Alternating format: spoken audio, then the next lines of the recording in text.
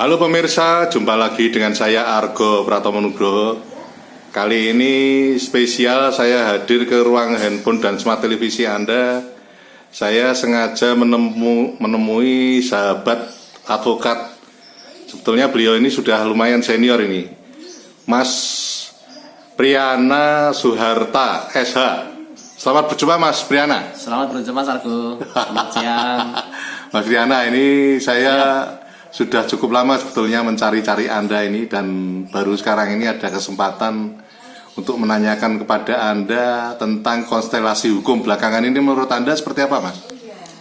Sekarang ini terkait dengan permasalahan hukum di Indonesia, Ya. terjadi carut-marut. Karena apa? Karena intervensi kekuasaan dan intervensi politik. Jadi itu mengakibatkan carut-marutnya hukum dan korupsi merajalela. Berarti ada unsur, istilahnya kalau orang bilang sekarang ini penegakan hukum itu galugalan, itu benar itu ya? Ada benar juga. Karena kan menghamba pada kekuasaan. Betul. Dan uang gitu loh. Sekarang ini begini. Sekarang ini karena hukum itu dicampur dengan politik, susahnya di situ.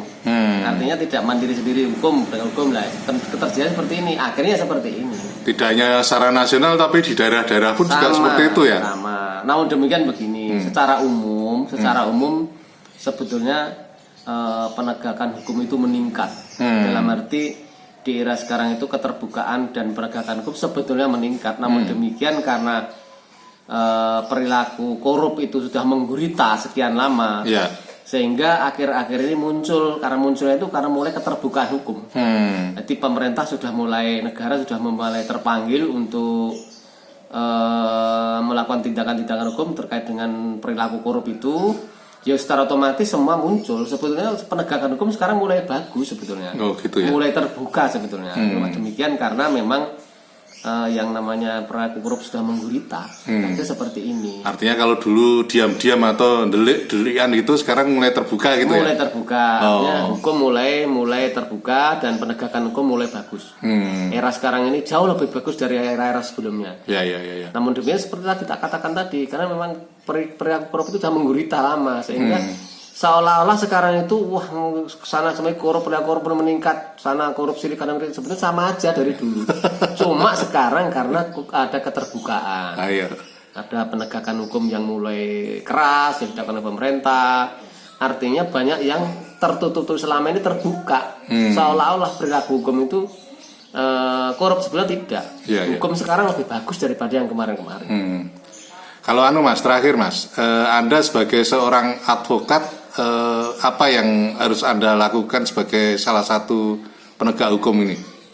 Kalau saya berpendapat seperti ini, sebetulnya ada sinkronisasi antara para penegak hukum ya, antara advokat, hakim, pengacara, jaksa, itu harus ada sinkronisasi dalam rangka penegakan hukum. Itu setelah terjadi sinkronisasi, nanti akan terjadi penegakan hukum secara bersama-sama yang baik. Ya. Karena pengalaman Anda memang mengharuskan seperti itu ya. Seperti itu. Jadi tidak berjalan sendiri-sendiri, semua bersama-sama. Mari kita menegakkan hukum bersama-sama di dalam negara Republik Indonesia ini, biar ada kemajuan nanti ke depannya. Negara hukum ya, kita tegakkan hukum lah bersama-sama. Mari kita bersama-sama menjunjung tinggi negara hukum. Ya.